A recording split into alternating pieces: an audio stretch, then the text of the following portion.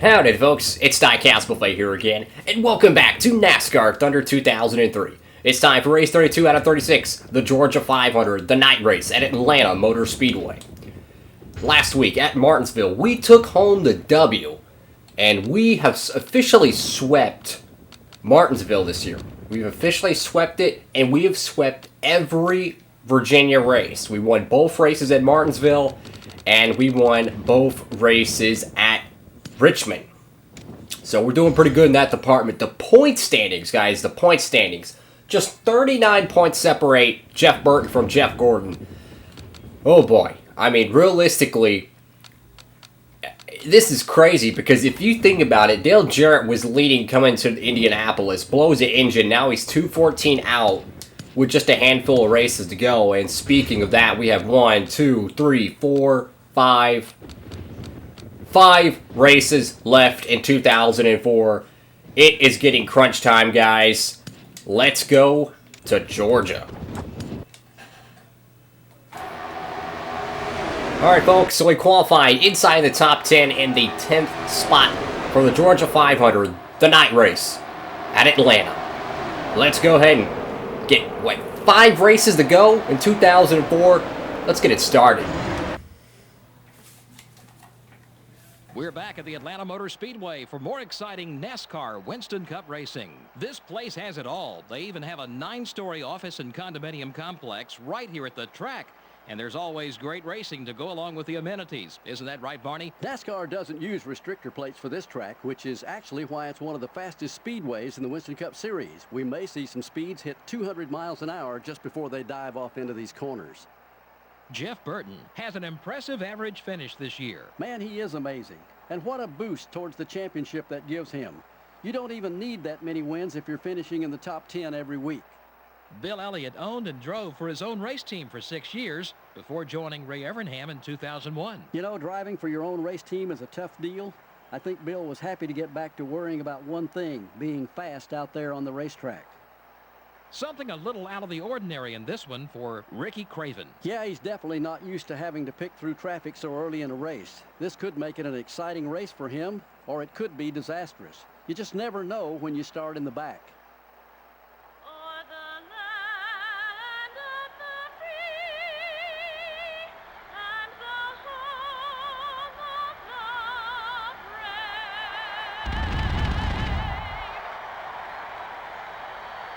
Gentlemen, start your engines.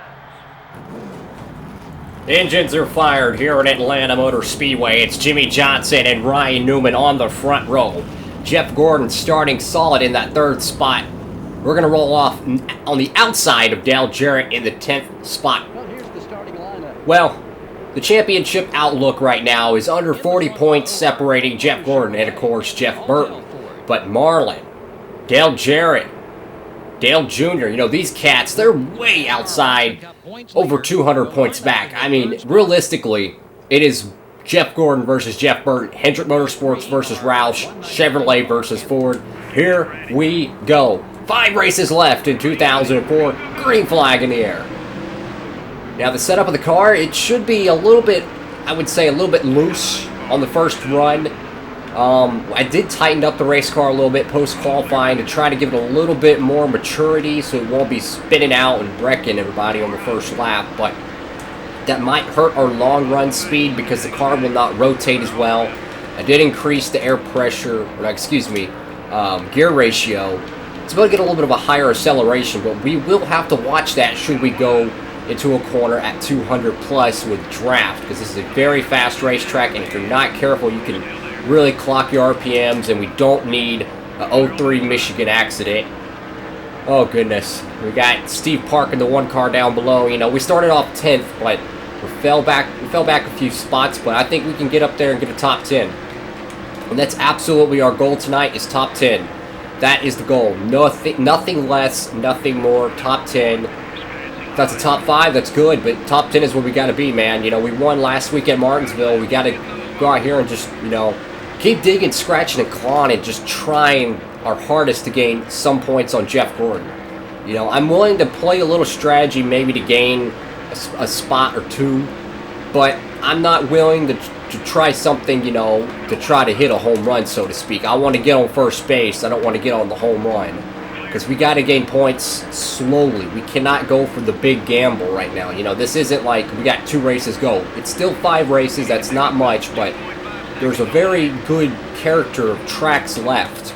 We got the infield course at Texas Motor Speedway, of course, the oval in Fort Worth. And then we got Homestead, which is a track that's been feast or famine to us. And then, of course, we have Rockingham, which has been a very good track. So I'm confident that we can chip away at the points lead slowly. But right now, we are a little bit behind speed at Atlanta. Not too happy about that. We're going to have to fight hard to get back up there. Right now, your top 5, Jimmy Johnson, Newman, Gordon, Earnhardt, and what is it, Kurt Busch? Oh boy, the outside lane, no grip at all. No grip on the outside. Really fighting hard, digging, scratching, and clawing. As we're on the outside, car's going to get really loose. 3 wide. I am backing out of this. I am not going 3 wide in the corner. This is Atlanta. You know, it's fast, it's dangerous, but man, I really want to get to the inside here. I'm trying my hardest not to wreck this race car right now. You would not believe how hard it is to control these cars in the outside lane. You would not believe. I mean, honestly, I kind of want to let these guys go by just so I can get to the bottom because we're just losing time to the leaders.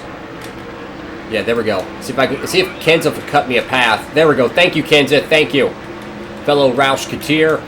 This is going to go way down low. Kenseth, wow, dive bombs it in the corner. I thought he was going to cut me some slack. No, he was just preparing for a pass. Wow. Thanks, Kenseth. I just lost like 3 spots because of that. But, surprisingly enough, no contact. It was actually a clean move on Matt Kenseth's part. Oh, we got an engine failure up here. Whoa, Nelly. Oh, yep, it's Tony Stewart. And Rusty Wallace cannot get to the gas in time. I anticipated the smoke, but I just did not pick the right lane there. Made a little contact on the nose. This is going to divide the field. And positions 19 on back are going to be drastically separated from 17th. And now we're caught right in the middle with no draft to gain on them. Tony Stewart blows an engine down the back straightaway, and it really causes a gaggle. Everyone bottlenecks, and now we're pretty much in a situation where we're not going to be close enough to the leader to possibly short pit. You know, maybe be able to run him down. I don't think that would work. I think that would just hurt us in the long run.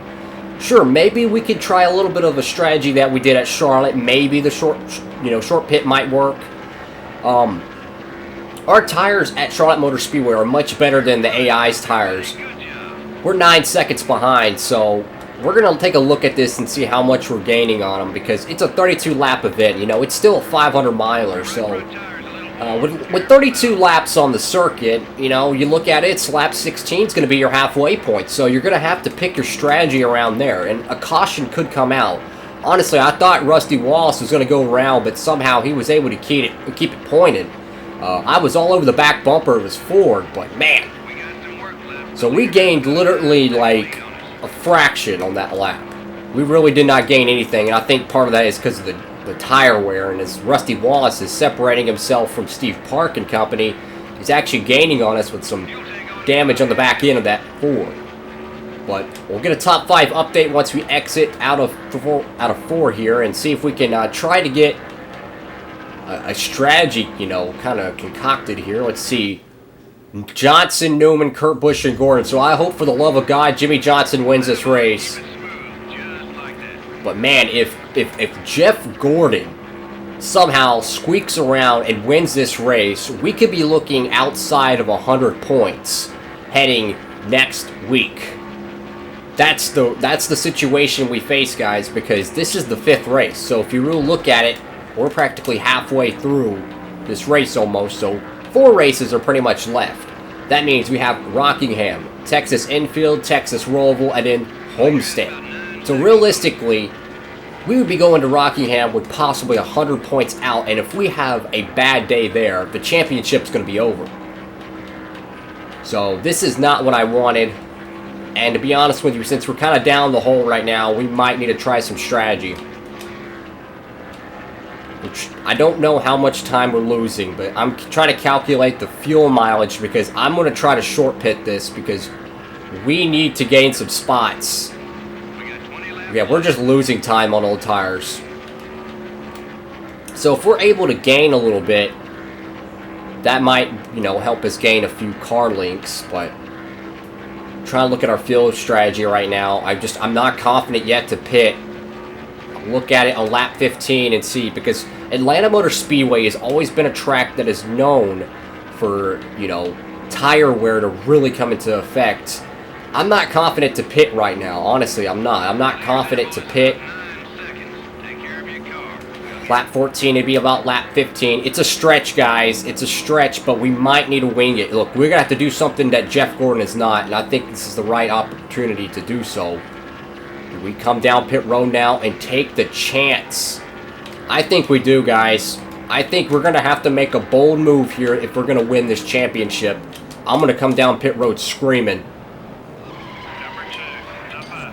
There we go. No damage repair. Keep that car loosey-goosey. Oh, goodness. Drop that tire pressure. Come on, guys. Flawless pit stop. We need it, man. We need it.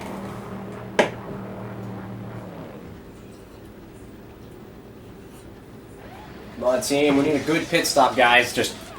We need like a 15.3. Get back on the racetrack. And we're going to have to run qualifying trim until these tires are just scorched. I could have repaired the damage, but I don't think it's significant enough to really slow our car down. 16.8, terrible pit stop. Oh, Lord, the damage probably got in the way, to be honest. But, you know, I'm going to try it and see what happens. Because if the thing is, guys, if we would have pitted with the leaders, we would have probably cycled out about 15th, 16th, and probably finished respectively there. I'm willing to take a gamble and throw away a lap of fuel to see if possibly we can get inside the top 10. You know, every point matters. Rockingham is a track we can win at.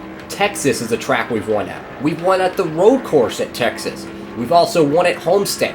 The next 4 tracks we are very capable at winning.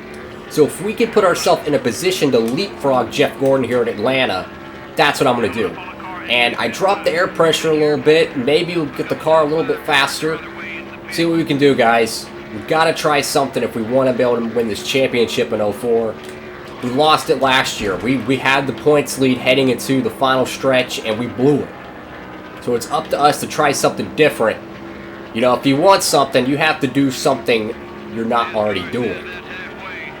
Halfway here. My goodness, man, I can hear the RPMs of this thing. It is getting very close to the red line, so we have to be careful.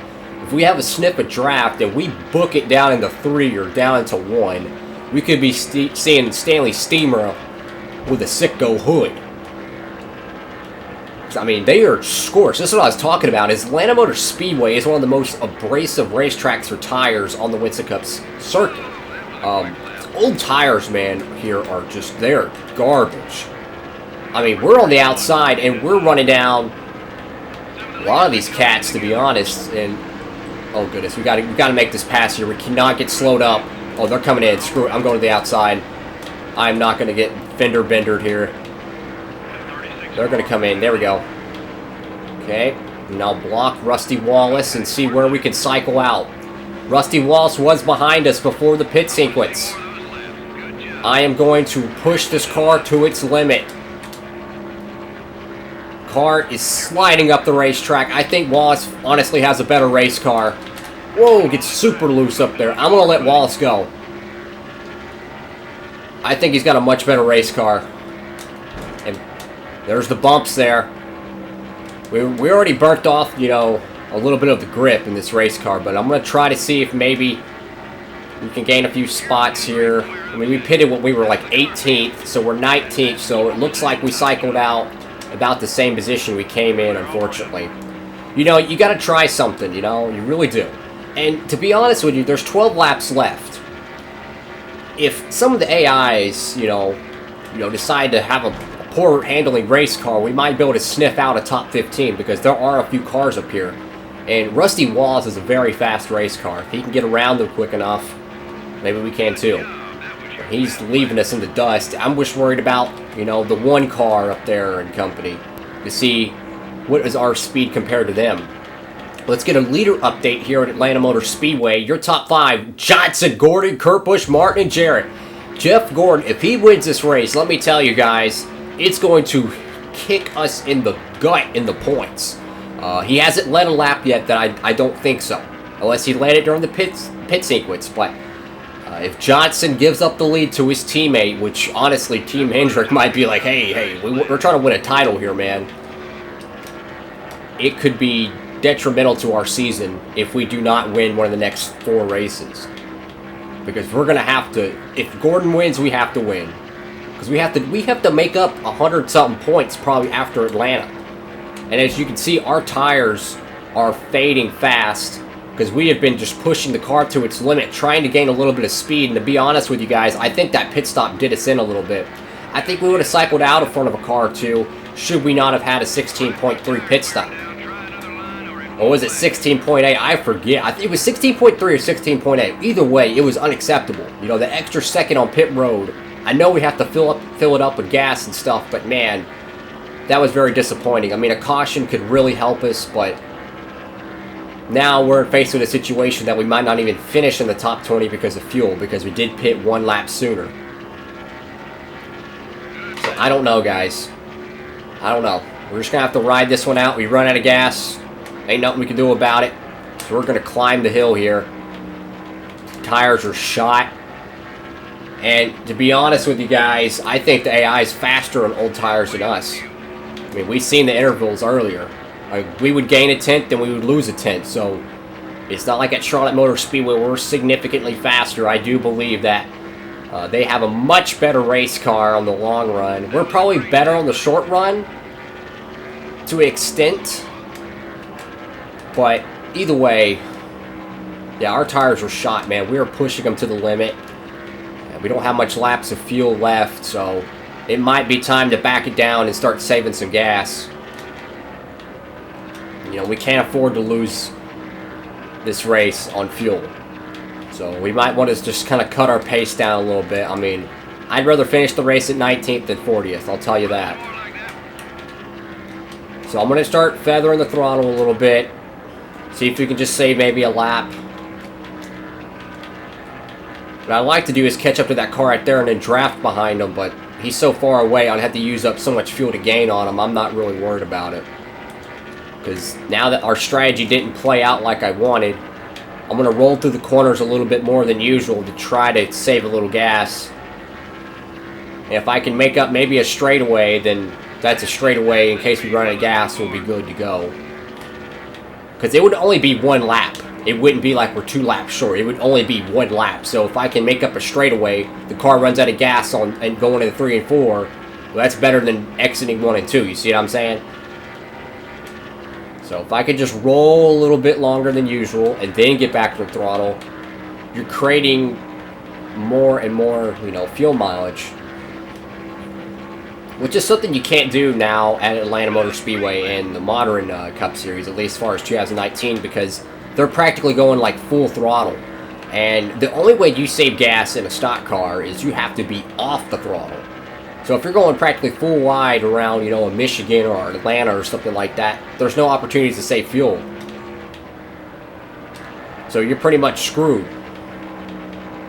But yeah, definitely a disappointing race, you know. We qualified 10th. We kind of fell back a little bit on the restart. Got jumbled up to the outside and just had a bad pit stop.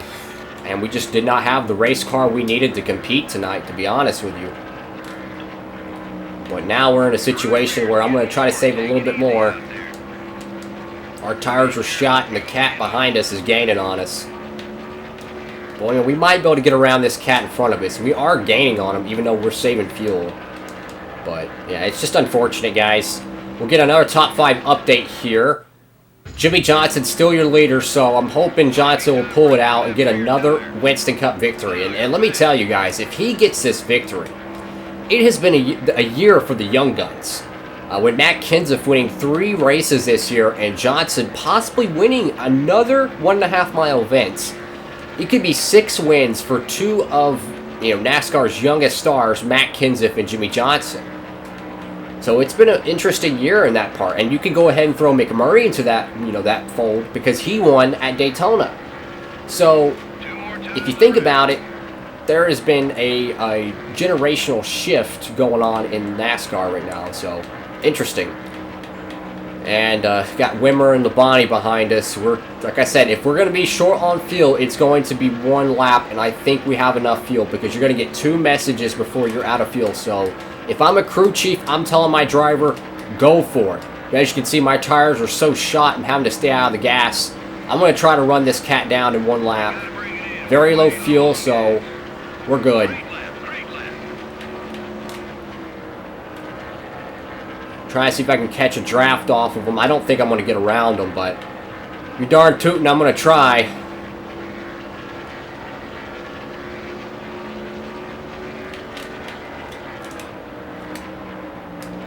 Just not going to be enough.